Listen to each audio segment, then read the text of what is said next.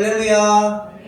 우리 주님께서 이 땅에 오시고 또 탄생하신 날을 우리 함께 축하하며 예배를 드리게 되어 감사합니다. 또 무엇보다도 오늘이 2022년도 마지막 주일 예배입니다. 올 한 해 참 다사다난했습니다. 국가적으로 큰 어려운 일도 있었고 개인적으로도 또 여러 가지 어려운 일도 있었습니다. 또 힘든 코로나의 시기도 우리가 극복하여 이제 그 끝을 보고 있습니다. 여러분, 2023년도부터 성탄절도 대체 공휴일로 적용된다는 또 반가운 소식도 있습니다. 지금까지는 국경일만 대체 공휴일이 되었는데 내년도부터는 성탄절도 주일이나 토요일에 겹치게 되면 돌아오는 월요일에 연휴로 쉼을 준다고 합니다. 어쨌든 반갑습니다. 하루라도 조금 여유를 가질 수 있다면 우리 직장인분들도 숨을 돌릴 수 있는 여유가 되니까요. 또 성탄절 은혜 받고 다음날 가족과 함께 좋은 시간도 기대할 수 있을 것 같습니다.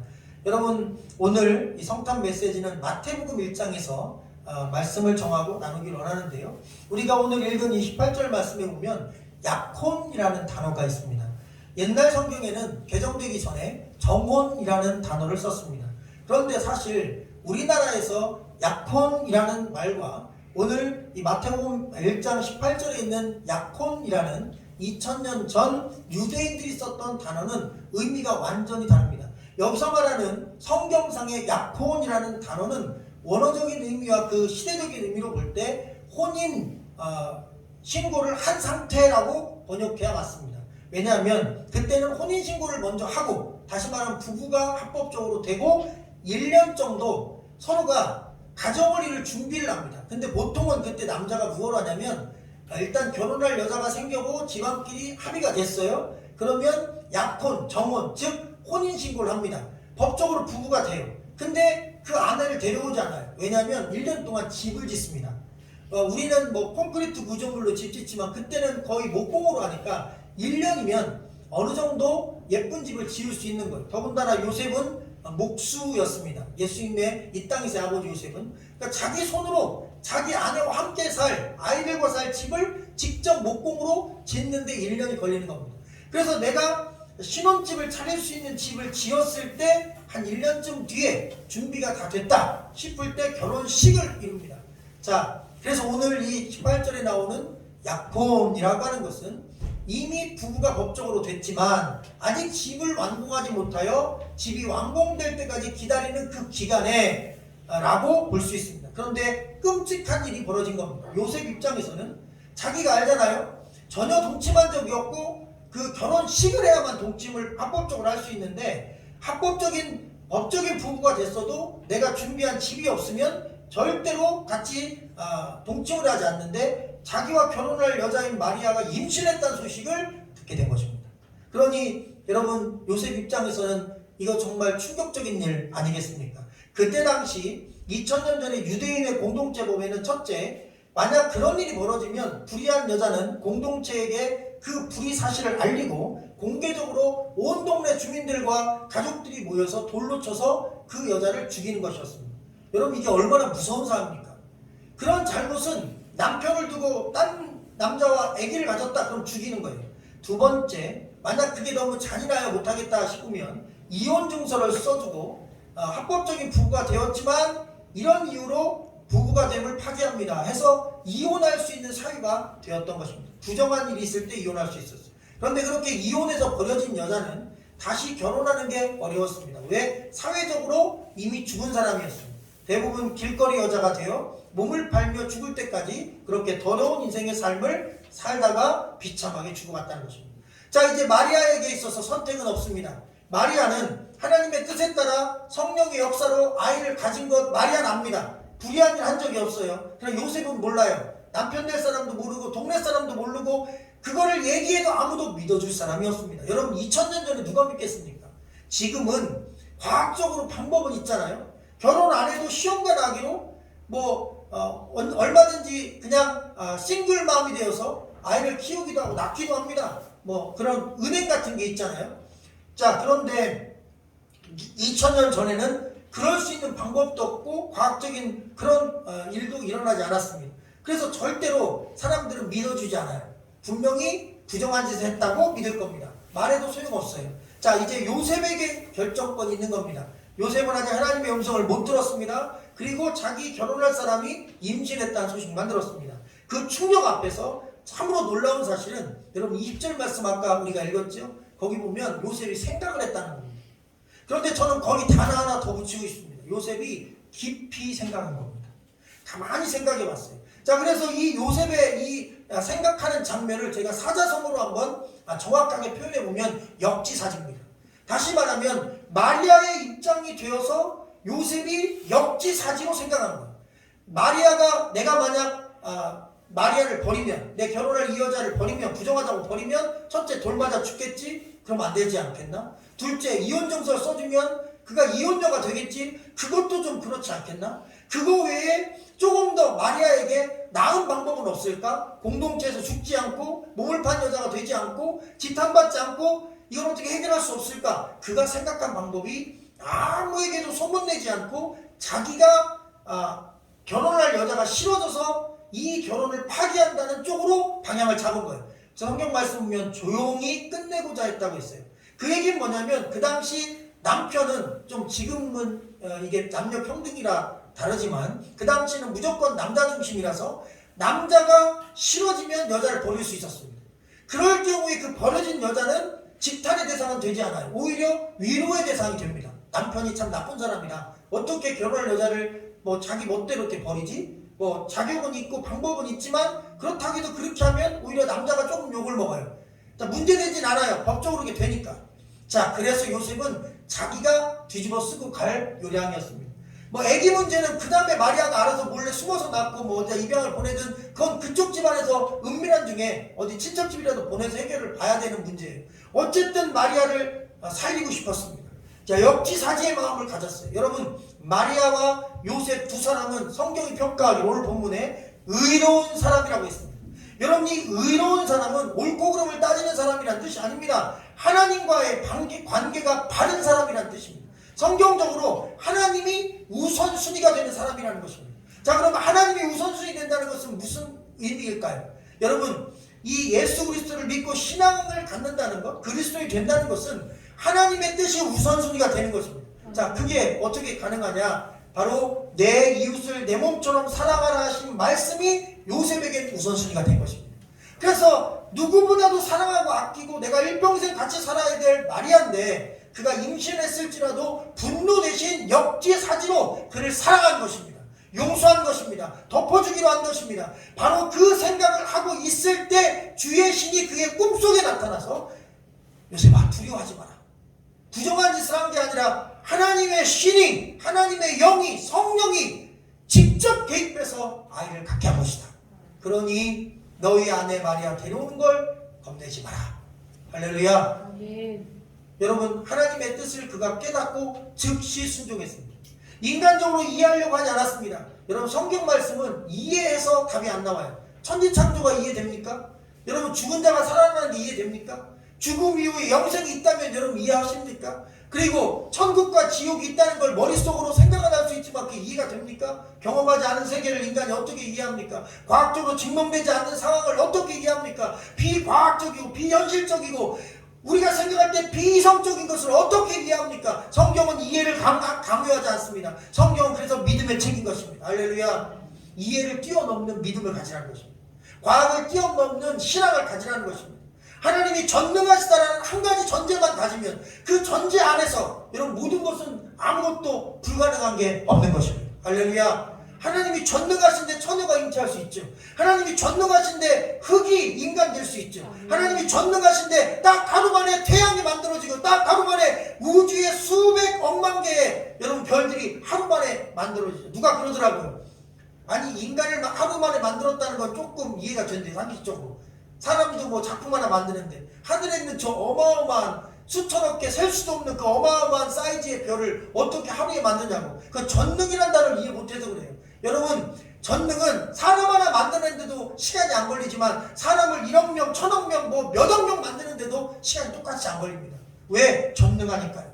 말씀 한마디에 다 생기는데 굳이 시간이 필요 없어요. 인간은 양으로 시간을 계산하지만 하나님의 전능하심은 시간이 필요 없습니다. 그 시간을 초월하는 것입니다. 인간의 상식을 초월합니다. 과학을 초월합니다. 그래서 기독교는 상식 내려놓고 이해 내려놓고 내가 갖고 있는 과학적 지식 내려놓고 하나님이 전능하신 분이라는 사실을 믿는 것입니다.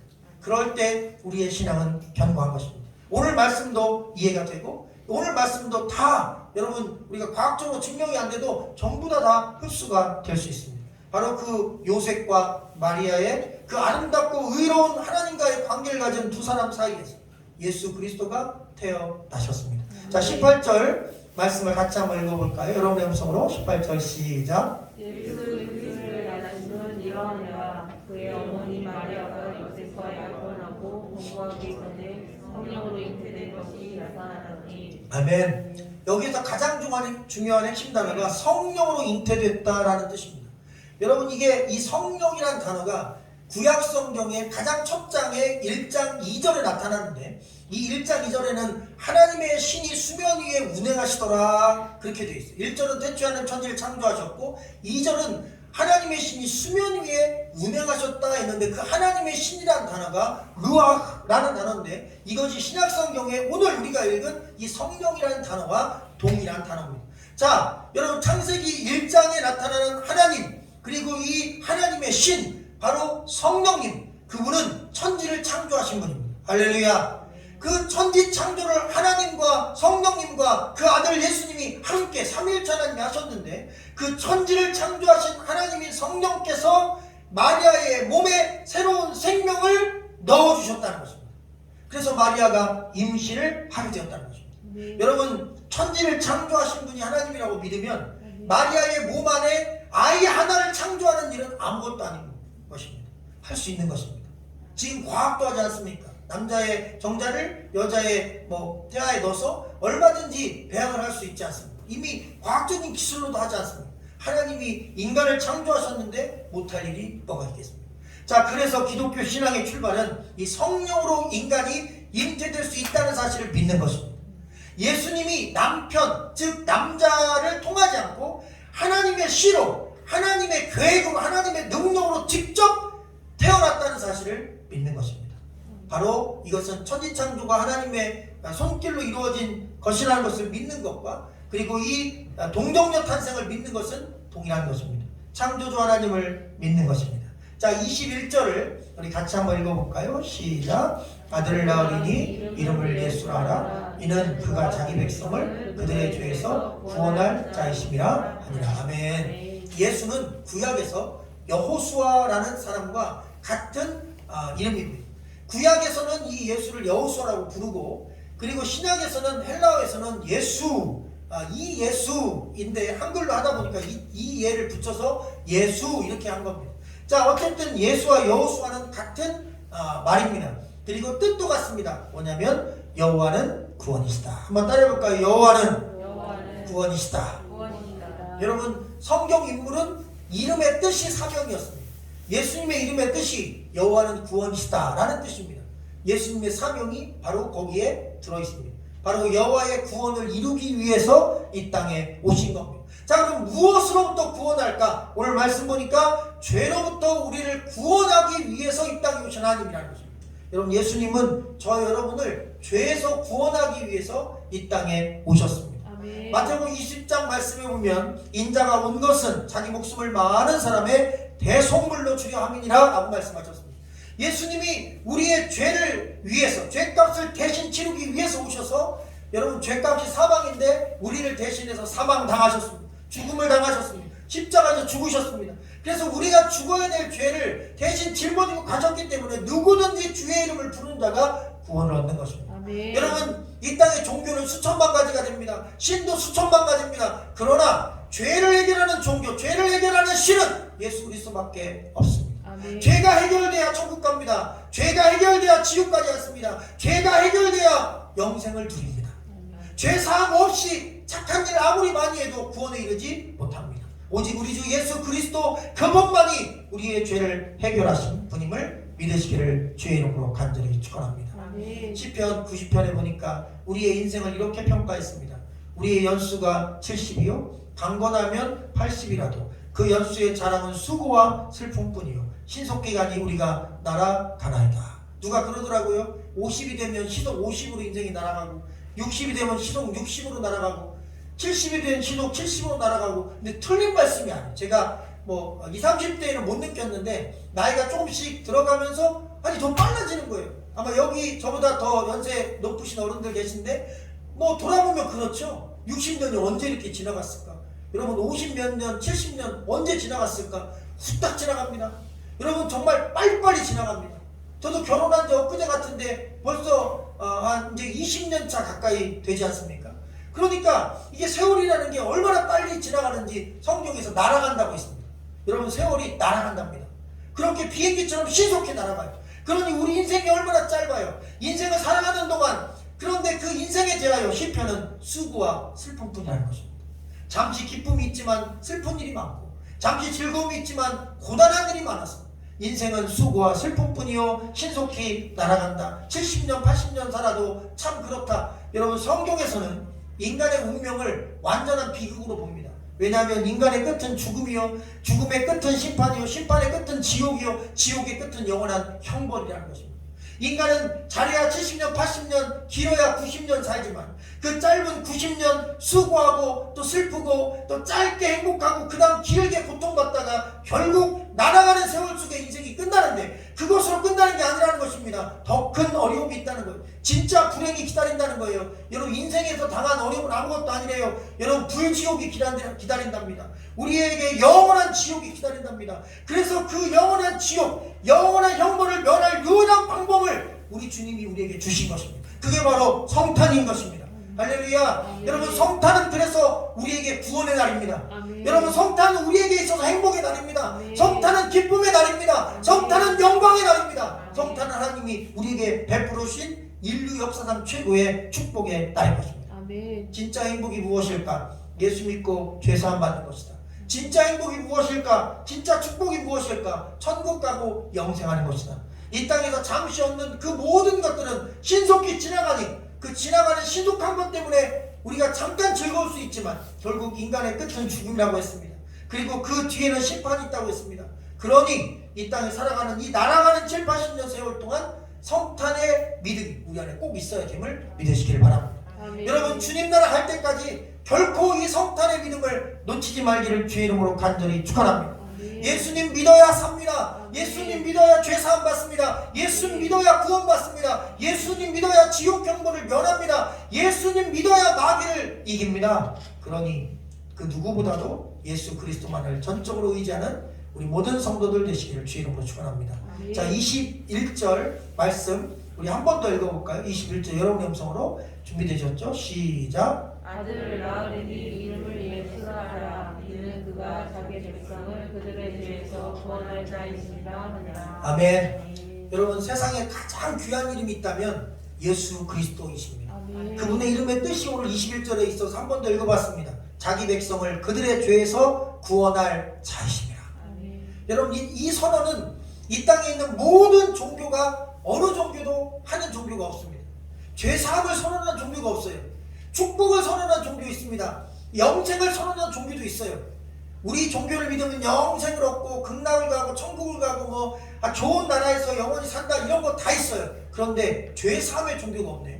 그런데 성경은 말씀하십니다. 예수 그리스도의 그림의 뜻이 자기 백성을 그들의 죄에서 구원할 자라는 뜻이다. 예수님의 사명 이 땅에 오신 목적은 우리를 죄에서 구원하기 위해서이다. 그래서 예수 그리스도의 이름이 인류 모든 역사상 가장 귀한 이름임을 믿으시기를 주의 이름으로 축원합니다. 참된 진리를 발견하셨습니까? 그리고 참된 생명을 발견하셨습니까? 70년 80년 사는 이 인생의 여정 속에 날아가는 세월 속에 바로 그 독생자 예수 그리스도가 진리임을 우리가 꼭 발견해야 됩니다. 예수만이 생명임을 꼭 믿어야 됩니다. 천하 인간에게 구원 얻을 만한 다른 이름을 준 적이 없다고 했습니다. 누구든지 주의 이름을 불러야 구원을 받는다고 했습니다. 말씀이 육신이 되어 우리 가운데 거하심에 우리가 그의 영광을 보니 아버지의 독생자의 영광이요 은혜와 진리가 충만한 분이라고 말씀하고 계십니다. 할렐루야. 이사야서 53장에는 우리는 다 양 같아서 각기 제 길로 갔거늘 우리 무리의 죄악을 여호와께서 그에게 담당시키셨도다라고 말씀하셨습니다. 우리의 죄를 다 양같이 묵묵히 십자가에서 죽음의 길로 걸어가신 예수 그리스도께 담당시키셨기에 우리의 죄가 사함 받은 것입니다. 최근에 보니까 성탄절에 많은 장식들 하는 백화점들이 있어요. 서울에 가면 뭐 롯땡땡 백화점이 장식으로 지금 아주 엄청난 센세이션을 일으키고 있는데, 그분이 뭐 뉴퀴즈에도 나오시고 그러시더라고요. 참 탁월한 아이디어가 있는 디자이너시더라고요. 이 장식 부분에서는 뛰어난 분이에요. 그래서 오픈런이 있는데 옛날에 물건 사려고 뛰었는데 요즘에는 사진 찍으려고 뛴답니다. 최대한 빨리 앞에 가서 그 전광판 앞에서 사진을 제일 좋은 뷰포인트에서 찍으려고. 그래서 오픈런 대신 사진 찍으려고 막 오픈런처럼 뛰어간대요. 예, 촬영런을 하는 거죠. 그래서 사진 찍고, 그리고 백화점 안에 들어가면 또 1층 로비 안에 어마어마한 장식들로 되어 있습니다. 근데 잘 보십시오. 참 놀라운 사실입니다. 이 땅에 지금 현존하는 그 어떤 곳에 화려한 장식에도 예수 그리스도는 없습니다. 참 신기하죠. 예수님 얼굴 없어요. 산타크로스는 있어요. 흰 눈 사이로 썰매를 타고 달리는 기분 상쾌해도 하다. 예수님이 이 땅에 오실 때 썰매 타고 왔다는 얘기가 없어요. 상쾌한 마음으로 오실 리가 없어요. 왜? 십자가에 죽으러 오시는데 뭐가 그리 상쾌하겠습니까? 뭐가 그리 흰 눈 사이로 즐겁게 오시겠습니까? 여러분, 예수님은 즐거운 마음으로 올 수가 없는 분입니다. 왜? 우리를 대신에 죽으러 오시기 때문입니다. 그런데 세상은 그걸 바꿔서 뒤집어서 여러분, 예수님 대신 산타크로스를, 여러분, 그리고 예수 그리스도의 생명의 선물 대신 여러분 보잘것없는 선물 꾸러미로 우리를 미혹하고 있는 것입니다. 세상은 끊임없이 마귀가 움직이기 때문에 경제 논리로, 선물 공세로, 그리고 이 땅에서 행복한 걸로, 이 땅의 화려함으로, 불빛으로 유혹하지만 여러분, 예수 그리스도의 생명은 주님의 몸된 교회에서 선포되는 이 예수 그리스도의 탄생의 메시지밖에 없음을 기억하기를 주님으로 축원합니다. 인류 역사가 끝나는 날까지 불빛 속에 예수는 없습니다. 화려한 전광판에 예수는 없습니다. 하나님의 교회에, 그리고 이 강단에서 선포되는 말씀 속에만 우리 주 예수가 있습니다. 아멘. 여러분, 그러니 간곡히 부탁하노니 오픈런을 하되 성탄런을 하셔서 하나님의 교회로 어떤 환경 속에서 달려오는 여러분 되시기를 주의 이름으로 축원합니다. 아멘. 성탄 주일 예배를 저희 교회가 시작되고 한 번도 안 드렸습니다. 제가 성탄절 때문에 한없이 울었습니다. 이 성탄절에 제가 하나님 앞에 물어봤습니다. 제게 아주 진한 감동을 주셨어요. 누가 할 수 있으면 이 땅에서 사람들이 즐거워하는 성탄절 없으면 좋겠다는 마음을 주셨어요. 하나도 안 기쁘시다는 거. 하나도. 성탄절에 하나님을 기쁘게 하는 일보다 하나님을 대적하거나 범죄하거나 음란하거나 추악하거나 더럽거나 그런 엄청난 죄악이 이 땅에 가득할 뿐이라는 거. 성탄절이라는 연휴가 없어지면 좋겠대요. 영적으로 감동을 주신 거. 성탄 주일이면 좋겠다는 거. 왜? 성탄 주일에 죄 짓고 뭐 성탄 주일 전날에 뭐 여관에서 막 뭐 원나잇 하고 이런 사람들 없잖아요. 성탄 주일은 그냥 기독교인들의 축제잖아요. 예수님의 생일날 어차피 아니고 예수님 진짜 생일날은 사실 5월 6월로 추정하고 있습니다. 그러니 12월 25일날 꼭 그날이 성탄절이다 주장하는 것도 맞지 않습니다. 그러나 그날 성탄절로 정해서 기독교가 예배를 드리는 건 틀리다고 말할 수는 없어요. 어차피 모르니까요.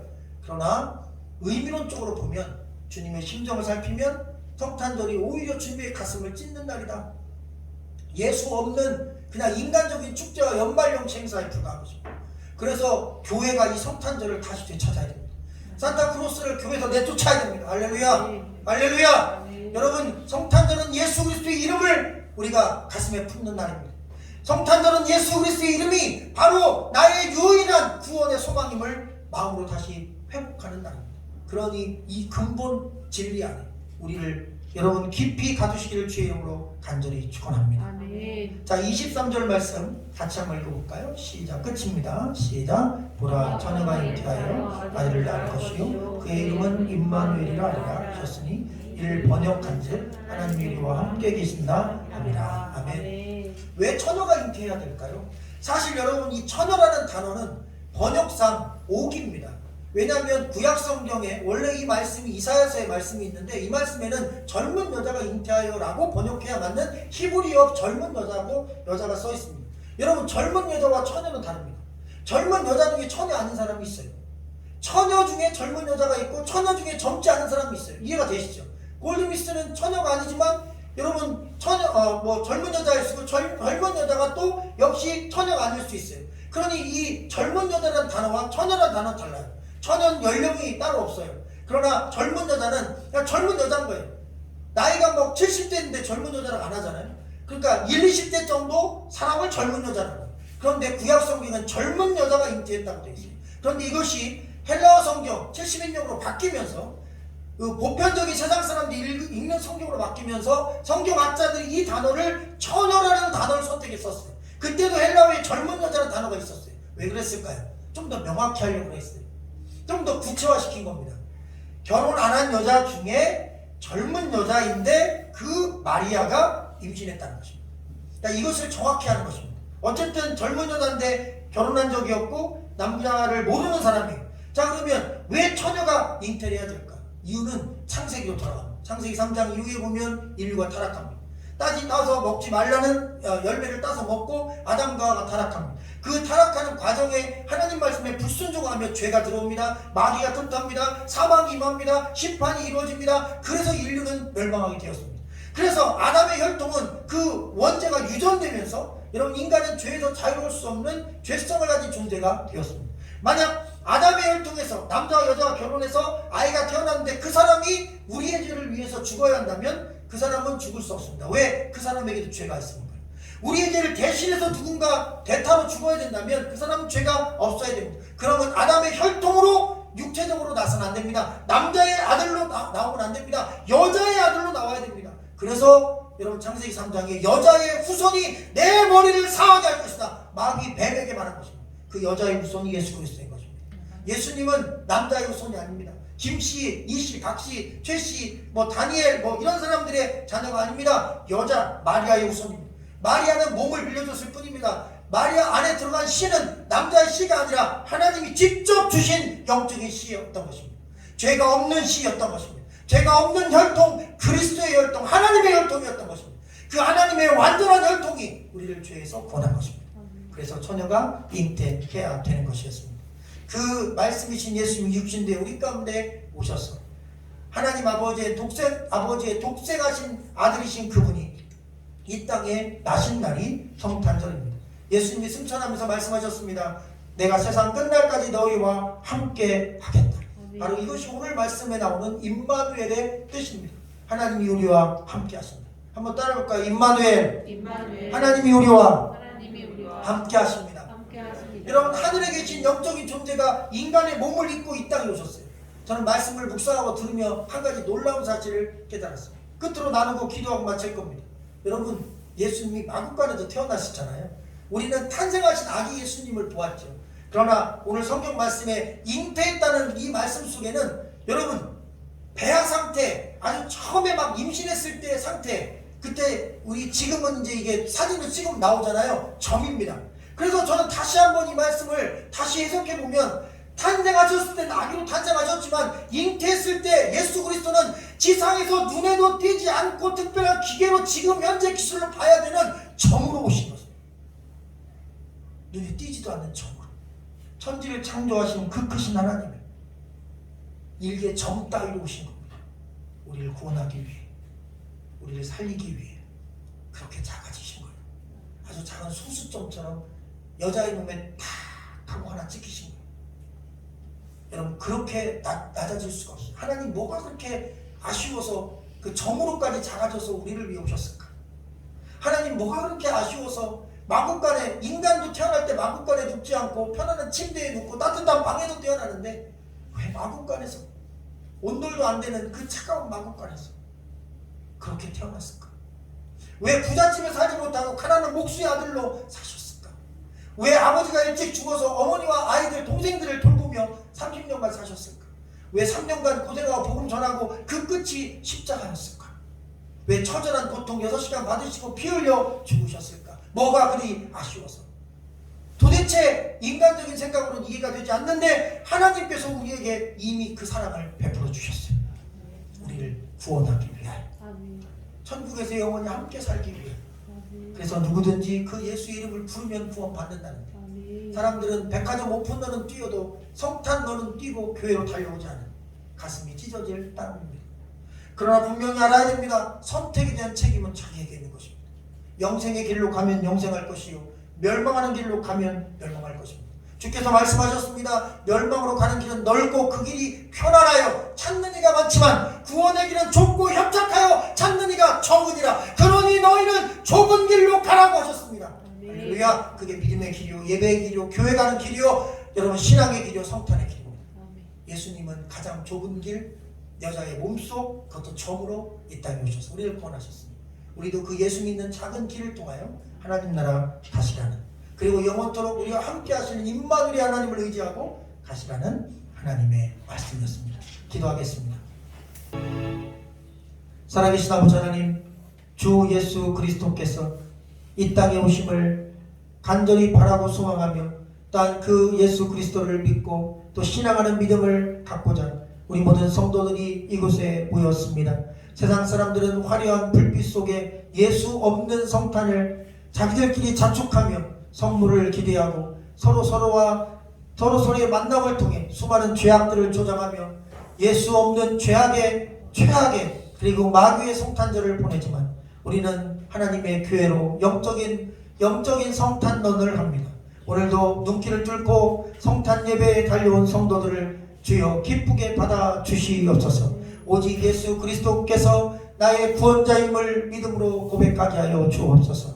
좁은 길 가라 하신 말씀 따라 믿음의 길, 예배의 길, 신앙의 길, 성탄의 길, 그리고 구원의 길만 걷게 하여 주옵소서. 어떤 화려한 유혹과 어떠한 세상적인 쾌락에도 넘어가지 않도록 우리 성도들과 주의동들을 지켜주시옵소서. 그래서 더욱더 기도합니다. 임마누엘의 하나님을 기대합니다. 우리와 함께 하신 하나님을 기대합니다. 성령으로 잉태하신 것처럼 성령으로 우리 안에 예수 그리스도를 잉태하게 하여 주시옵시고 그 믿음을 잉태하게 하여 주시옵시고 그 믿음의 결과로 천국을 출산하게 하여 주시옵소서. 성도들의 삶과 저들의 가정을 구원하여 주시옵소서. 2022년도 한 해 힘겨운 시간이었습니다. 그러나 이기고 여기까지 믿음의 길을 걸었습니다. 하나님 2023년도 더 큰 믿음의 길을 걷게 하여 주시옵소서. 이곳에 있는 귀한 성도들, 남녀 종들 강건하게 하여 주시고 영혼이 잘된같이 몸사가 잘되고 영도 강건하고 가정이 평안하고 직장이 형통하고 든든하게 지켜주시는 하나님의 은혜가 우리 모든 성도들에게 또 학생들에게 지연 명철이 임하고 건강 강건하고 아버지 주의 영으로 충만한 자녀들로 아버지 한 무럭무럭 성장하도록 인도하여 주시옵소서. 지역과 동네와 도시와 세계 열방이 우리 교회와 믿는 자들을 통하여 구원에 이르고 성탄의 큰 기쁨과 성탄의 큰 믿음을 갖게 되는 날이 속히 오게 하여 주시옵소서.